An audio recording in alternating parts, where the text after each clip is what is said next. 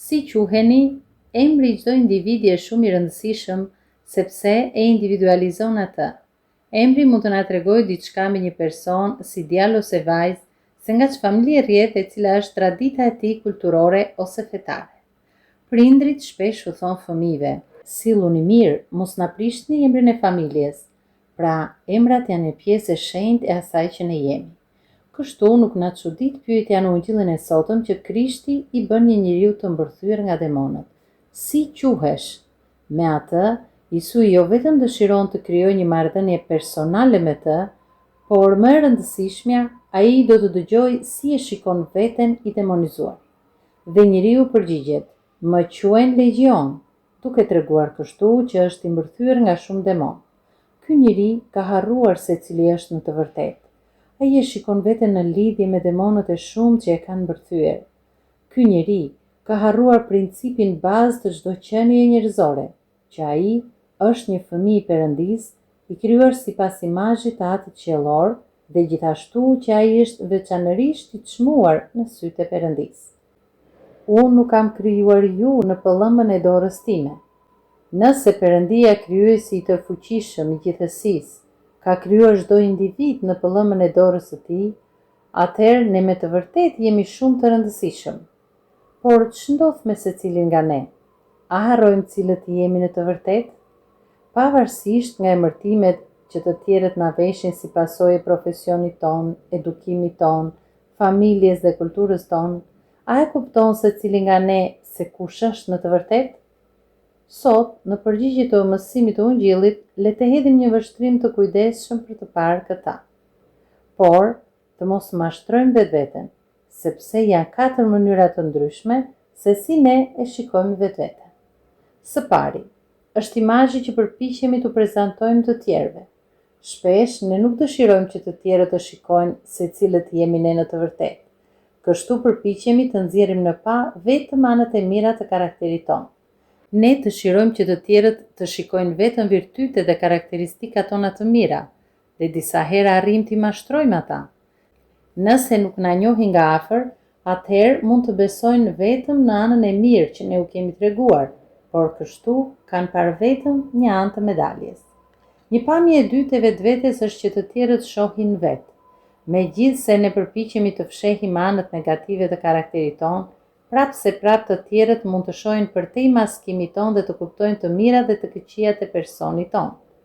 Por përsëri ata nuk arrin të shikojnë se cilët jemi në të vërtetë. Një këndvështrim i tretë është se si e dim vetveten. Sigurisht, ne njohim më mirë se kushdo tjetër dobësitë tona, mëkatet tona, zakonet dhe mendimet tona të këqija. Ne mund të shikojmë një anë të vetvetes, që të tjerët nuk mund të na e shikojnë. Gjithsesi, dhe me vetveten zakonisht ne nuk jemi të ndershëm. Shpeshherë përpiqemi të mendojmë për veten më mirë se ç'jemi në të vërtetë. Shumë prej nesh kurrë nuk janë përpjekur të futen në thellësitë e shpirtrave të tyre për të parë se çfarë është atje. E katërta dhe më e përpikta, pamja e vetvetes është ajo që Perëndia ka për ne. Vetëm ai na njeh më mirë se ç'ne njohim vetveten. Ai shikon të gjithë të mirën që ne zotërojmë, si dhe potencialin për të bërë shenjtor. Ai shikon imazhin e tij tek ne. Gjithashtu në të njëjtën kohë ai shikon gjithë dobësitë tona, zemërimin, lakmin, urrëtitjen e egoizmin.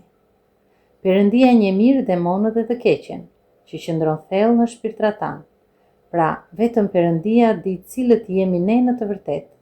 Vetëm ai shikon qartë të mirën dhe të keqen brenda nesh, të metat dhe fuqinë tonë. Në mësimin e sotëm të Ungjillit, Jesu i pyet të demonizuarin: "Si quhesh? Cili je?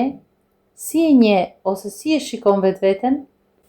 Por më vonë, pasi njeriu dëshmon se e njeh veten, vetëm të mbushur me një legjion me demon, Krishti është gati t'i thotë: "Lërm të të tregoj se cili je në të vërtetë.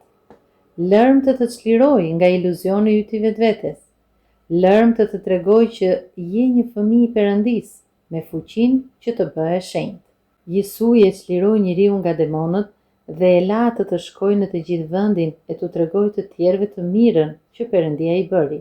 Në të njëjtën kohë, gjithsesi njerëzit e zonës përreth dëgjojnë mbi mrekullinë që ndodhi dhe vijnë të shikojnë. Fatkeqësisht, Ata nuk shikojnë të mirën që Krishti bëri. Ata nuk shikojnë çlirimin dhe shpëtimin e një fëmije të Perëndisë. Ata vetëm shikojnë që prona e tyre dërat janë mbytur. Dhe ata friksohen. Ndoshta kanë frikë mos Krishti i pyet se çfarë emrash kanë dhe i detyron të luftojnë demonët e jetës së tyre, demonët e lakmisë, ose demonët e përshtatjes me botën përreth.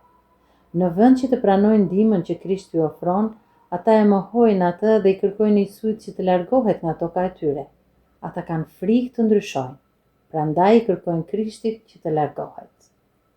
Si do të reagonte çdo njeri prej nesh sot? Si quhesh dhe kush je ti në të vërtetë?